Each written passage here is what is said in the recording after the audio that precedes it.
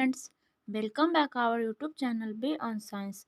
Friends, हम लोग discussion कर रहे हैं अध्याय 8 जीव जनन कैसे करते हैं, जिसमें कि फ्रेंड्स इस वीडियो में हम लोग ने यहाँ तक देखिए चैप्टर को रिवीजन किया था। हम लोग का ये पॉइंट हो चुका था, क्या जीव पूर्णतः अपनी प्रकृति का सृजन करते हैं। इसके बाद विभिन्नता का महत्व हम लोगों ने देखा था पिछले वीडियो में। 2 प्रश्न का उत्तर जाने थे। एकल जीवों में जनन की विधि, यहाँ 2 क्रियाकलाप हम लोगों ने किया था। अमीबा में द्विखंडन तथा खंडन भी हम लोग देख चुके हैं। और फ्रेंड्स इसके बाद हम लोग पुनर्जनन देख लिए हैं और हाइड्रा में हम लोग मुकुलन यहाँ तक कर चुके हैं। आज का हम लोग का टॉपिक होगा फ्रेंड्स कायिक प्रबंधन। यहाँ से फ्रेंड्स हम लोग डिस्कशन करेंगे। यहाँ से हम लोग बुक को पढ़ेंगे, क्रियाकलाप करेंगे तथा प्रश्न का उत्तर जानेंगे। तो चलिए फ्रेंड्स बिना देर किए हुए हम लोग शुरू करते हैं। यहाँ पे देखिए फ्रेंड्स दिया हुआ है कायिक प्रबंधन, इसके बारे में देखते हैं। ऐसे बहुत से पौधे हैं जिसमें कुछ भाग जैसे जड़, तना तथा पत्तियां उपयुक्त परिस्थितियों में विकसित होकर नया पौधा उत्पन्न करते हैं। अधिकतर जंतुओं के विपरीत एकल पौधे इस क्षमता का उपयोग जनन की विधि के रूप में करते हैं। परतन, कलम अथवा रोपण जैसी कायिक प्रबंधन की तकनीक का उपयोग कृषि में किया जाता है। गन्ना, गुलाब अथवा अंगूर इसके कुछ उदाहरण हैं। कायिक प्रबंधन द्वारा उगाए गए पौधे में बीज द्वारा उगाए गए पौधे की अपेक्षा फूल एवं फल कम समय में लगने लगते हैं। यह पद्धति केला, संतरा, गुलाब एवं चमेली जैसे उन पौधों को उगाने के लिए उपयोगी होता है जो बीज उत्पन्न करने की क्षमता खो चुके हैं। कायिक प्रबंधन का दूसरा लाभ यह भी है कि इस प्रकार उत्पन्न सभी पौधे आनुवांशिक रूप से जनक पौधे के समान होते हैं। नेक्स्ट है फ्रेंड्स हम लोग का क्रियाकलाप 8.5। इसमें कह रहा है एक आलू लेकर उसकी सतह का निरीक्षण कीजिए। क्या इसमें कुछ गर्त दिखाई देते हैं? आलू को छोटे छोटे टुकड़े में इस प्रकार काटिए कि कुछ तो यह गर्त हो और कुछ में नहीं हो। एक ट्रे में रुई की पतली परत बिछाकर उसे गीला कर कीजिए। कलिका गर्त जो हम लोग बोलते हैं फ्रेंड्स आंखें निकल आई है, छोटा छोटा वर्ड्स निकलता है आलू में, उसके बारे में बोल रहे हैं गर्त या कलिका वाले टुकड़े को एक ओर तथा बिना गर्त वाले टुकड़े को दूसरी ओर रखिए। अगले कुछ दिनों तक इन टुकड़ों में होने वाले परिवर्तनों का प्रेक्षण कीजिए। ध्यान रखिए कि रुई में नमी बनी रहे। वे कौन से टुकड़े हैं जिनमें हरे प्रारोह तथा जड़ विकसित हो रहे हैं? तो फ्रेंड्स जिसमें गर्त है उसमें प्रारोह यानी कि जड़ और हरे तने विकसित हो गए। आगे देखिए फ्रेंड्स इसी प्रकार दिया हुआ है ब्रायोफिल्म की पत्तियों की कोर पर कुछ कलिकाएं विकसित होकर मृदा में गिर जाती है तथा नए पौधे में विकसित हो जाती है, जो कि चित्र 8.5 में है। देखिए इस तरह से दिया हुआ है, इसका ब्रायोफिल्म नाम है या पत्थरचट्टा भी इसको बोला जाता है। इस तरह से कलिका निकलती है यहाँ पे और इसमें साथ में जड़ भी निकलता है और ये एक समय के बाद टूट के नीचे जमीन में गिर जाता है और उससे ही नए पौधे का निर्माण हो जाता है। कलिकाओं के साथ ब्रायोफिल्म की पत्तियाँ, ये पत्तियाँ जब मैच्योर हो जाती हैं, बड़ी और परिपक्व हो जाती हैं, तो इस तरह का कलिका देखने को मिलता है। आगे क्रियाकलाप है 8.6। इसमें दिया हुआ है एक मनी प्लांट लीजिए, इसे कुछ टुकड़ों में इस प्रकार काटिए कि प्रत्येक में कम से कम एक पत्ती अवश्य हो। 2 पत्तियों के मध्य वाले भाग के कुछ टुकड़े काटिए। सभी टुकड़ों के एक सिरे को जल में डुबोकर रखिए तथा अगले कुछ दिनों तक उनका अवलोकन कीजिए। कौन से टुकड़ों में वृद्धि होती है तथा नई पत्तियां निकली हैं? आप अपने प्रेक्षणों से क्या निष्कर्ष निकाल सकते हैं? तो फ्रेंड्स देखिए जो मनी प्लांट होता है उसमें इस तरह से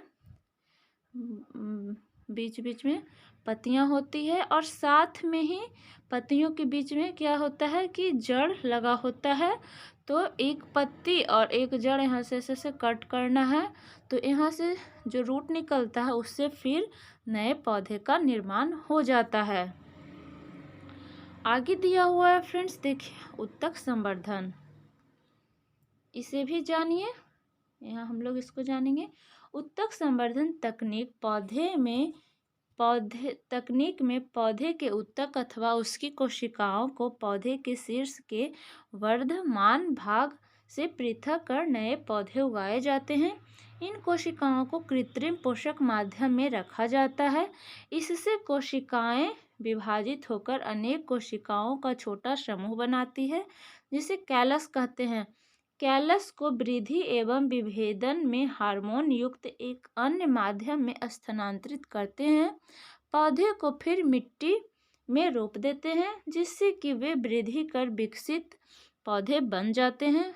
उत्तक संवर्धन तकनीक द्वारा किसी एकल पौधे से अनेक पौधे संक्रमण मुक्त परिस्थितियों में उत्पन्न किए जा सकते हैं। इस तकनीक का उपयोग सामान्यतः सजावटी पौधों के संवर्धन में किया जाता है। नेक्स्ट पॉइंट है फ्रेंड्स हम लोग का जीवाणु समागम संघ।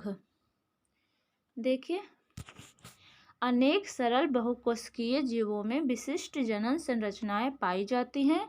क्रियाकलाप 8.2 में ब्रेड पर धागे के समान कुछ संरचनाएं विकसित हुई थी। यह राइजोपस का कवक जाल है। ये जनन के भाग नहीं है, परंतु ऊर्ध्ववर्ण तंतुओं पर सूक्ष्म गुच्छ गोल संरचनाएं जनन में भाग लेती है। ये गुच्छ बीजाणुधानी हैं, जिसमें विशेष कोशिकाएं अथवा बीजाणु पाए जाते हैं। चित्र 8.6 है। यह बीजाणु वृद्धि करके राइजोपस के नए जीव उत्पन्न करते हैं। बीजाणु के चारों ओर एक मोटी भित्ति होती है, जो प्रतिकूल परिस्थितियों में उसकी रक्षा करती है। नम्र सतह के संपर्क में आने पर यह वृद्धि करने लगते हैं। अतः अब तक जनन की जिन विधियों की हमने चर्चा की, उन सभी में नई पीढ़ी का सृजन केवल एकल जीव द्वारा होता है। इसे अलैंगिक जनन कहते हैं। ये देखिए फ्रेंड्स, राइजोपस में बीजाणु समासंघ है।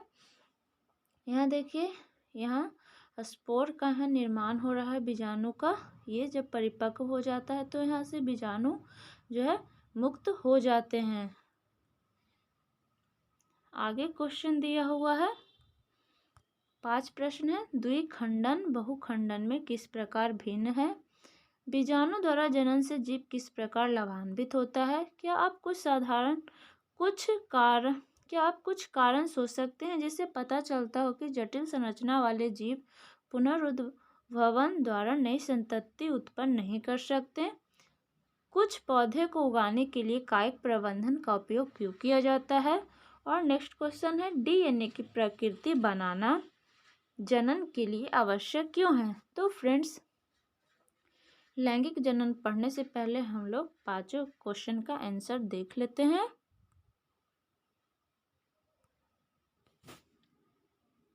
तो देखिए फ्रेंड्स, हम लोग का यहाँ पे पहला उत्तर है, द्विखंडन बहुखंडन से किस प्रकार भिन्न है। तो फ्रेंड्स, इसका उत्तर हो जाएगा, द्विखंडन इस विधि द्वारा एक कोशिकीय जीव 2 भागों में विभक्त होता है और प्रत्येक भाग एक नए जीव में विकसित होता है। जैसे अमीबा। बहुखंडन इस विधि में एक कोशिकीय जीव अनेक भागों में विभक्त होता है तथा प्रत्येक भाग एक नए जीव में विकसित होता है, जैसे मलेरिया परजीवी प्लाज्मोडियम में। नेक्स्ट है फ्रेंड्स, क्वेश्चन नंबर 2 है, जीवाणु द्वारा जनन से जीव किस प्रकार लाभान्वित होता है? तो इसका उत्तर हो जाएगा, बहुत से सरल बहुकोशिकीय जीवों के वृंत पर एक कैप्सूल जैसी संरचना होती है, जिसे बीजाणुधानी कहते हैं। बीजाणुधानी में बहुत से बीजाणु भरे होते हैं। ये बीजाणु बड़ी संख्या में होते हैं। इस प्रकार एक बीजाणुधानी से एक बड़ी संख्या में नए जीव की उत्पत्ति हो सकते हैं। इस प्रकार यह ऐसे जीवों के लिए लाभदायक होता है जिनमें जनन बीजाणु द्वारा होता है, जैसे राइजोपस में। नेक्स्ट क्वेश्चन है फ्रेंड्स, क्या आप कुछ कारण सोच सकते हैं जिससे पता चलता हो कि जटिल संरचना वाले जीव पुनर्भवन द्वारा नई संतति उत्पन्न नहीं कर सकते हैं? तो फ्रेंड्स इसका उत्तर हो जाएगा, जटिल संरचना वाले जीव पुनरुद्भवन द्वारा नई संतति उत्पन्न नहीं कर सकते, क्योंकि पहला है ऐसे जीवों की संरचना अत्यंत जटिल होती है। दूसरा, ऐसे जीव में एक विशिष्ट कार्य के लिए विशिष्ट अंग या अंगों की आवश्यकता होती है। तीसरा, ऐसे जीव में श्रम विभाजन होता है। चौथा, पुनरुद्भवन विशिष्ट कोशिकाओं द्वारा होता है। ऐसी कोशिकाएं जटिल जीवों में नहीं होती है। क्वेश्चन नंबर 4 है, कुछ पौधे को उगाने के लिए कायिक प्रबंधन का उपयोग क्यों किया जाता है? तो इसका उत्तर हो जाएगा, कायिक प्रबंधन केवल पौधे में ही संभव है जिनके जड़, तना तथा पत्तियों में नए पौधे के उगाने की क्षमता होती है। कुछ पौधे में बीज नहीं होते, ऐसे पौधे को केवल कायिक जनन द्वारा ही उगाया जा सकता है। कायिक प्रबंधन बीज रहित पौधे को उगाना संभव बनाता है, जैसे कि केला, नारंगी, गुलाब, जास्मिन व गन्ने में बीज बनने की क्षमता कम है या बिल्कुल नहीं है। ऐसे पौधे कायिक प्रबंधन द्वारा उगाए जा सकते हैं।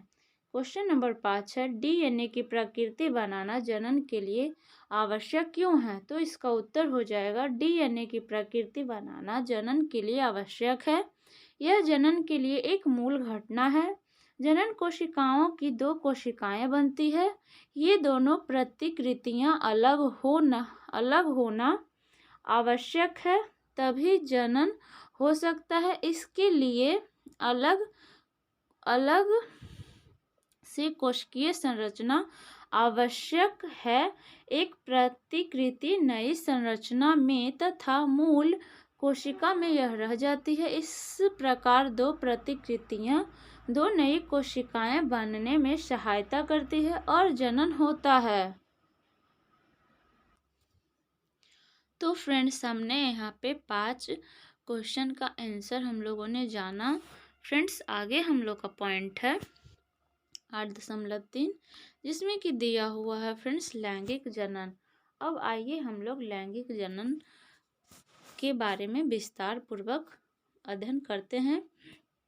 इसमें फ्रेंड्स बुक में दिया हुआ है, हम जनन की उस विधि से भी परिचित हैं जिसमें नई संतति उत्पन्न करने हेतु दो व्यष्टि यानी कि एकल जीवों यानी कि दो व्यष्टि यानी कि एक अलग जीव और एक अलग जीव की भागीदारी होती है। न तो एकल बैल संतति बछड़ा पैदा कर सकता है और न ही एकल मुर्गी से नए चूजे उत्पन्न हो सकते हैं। मतलब कि जो बैल है वो अकेले बछड़ा उत्पन्न नहीं कर सकता है। बैल और गाय मतलब वहाँ पे दो संतति यानी कि जोड़ा, जैसे कि मुर्गी है तो मुर्गी से अकेले यहाँ पे चूजे नहीं उत्पन्न हो सकते हैं।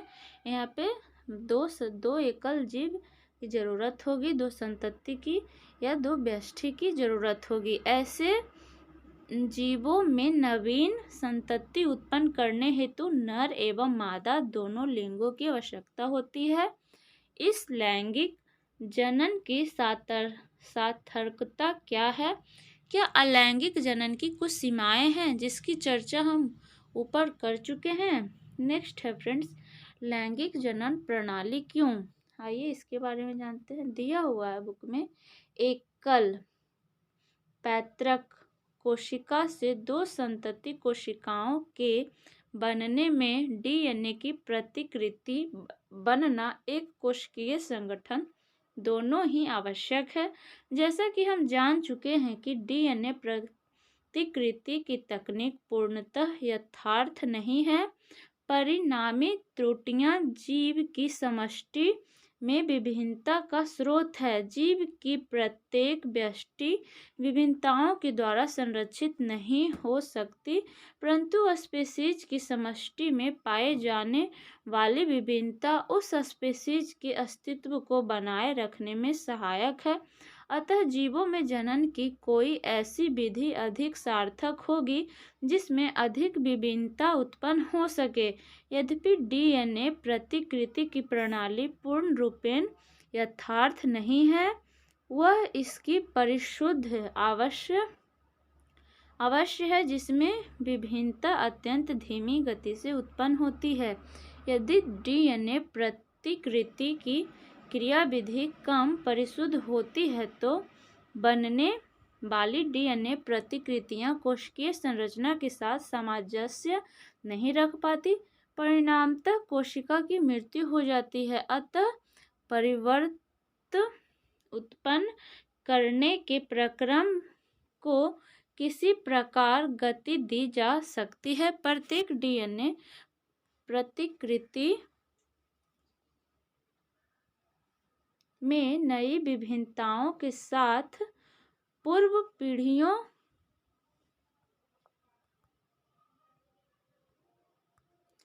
पीढ़ियों की विभिन्नताएं भी संग्रहित होती रहती है। अतः समष्टि के दो जीवों में संग्रहित विभिन्नताओं के पैटर्न भी काफी भिन्न होंगे, क्योंकि यह सभी विभिन्नताएं जीवित व्यष्टि में पाई जा रही है। अतः यह सुनिश्चित ही है कि यह विभिन्नताएं हानिकारक नहीं है।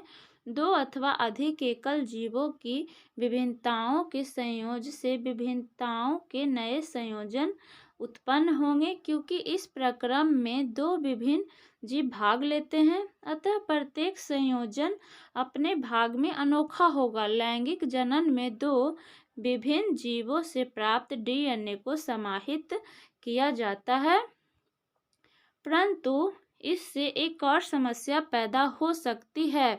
यदि संतति पीढ़ी में जनक जीवों के डीएनए का युग्मक होता रहे तो प्रत्येक पीढ़ी में डीएनए की मात्रा पूर्व पीढ़ी की अपेक्षा दोगुनी होती जाएगी।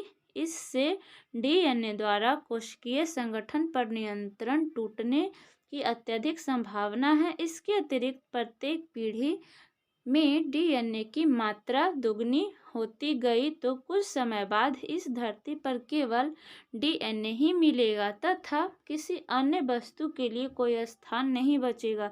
इस समस्या के समाधान के लिए हम कितने तरीके सोच सकते हैं।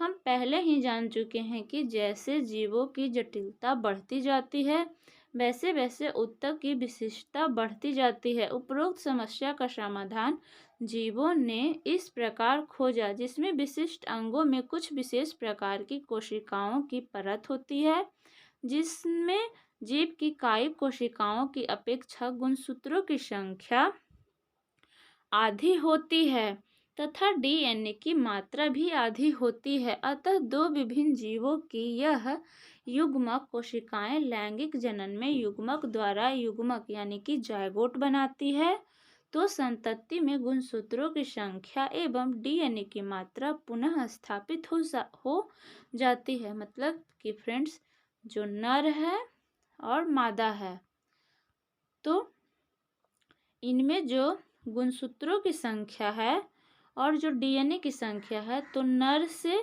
मान लीजिए कि गुणसूत्र की संख्या नर में जो है 46 है और मादा में भी 46 है।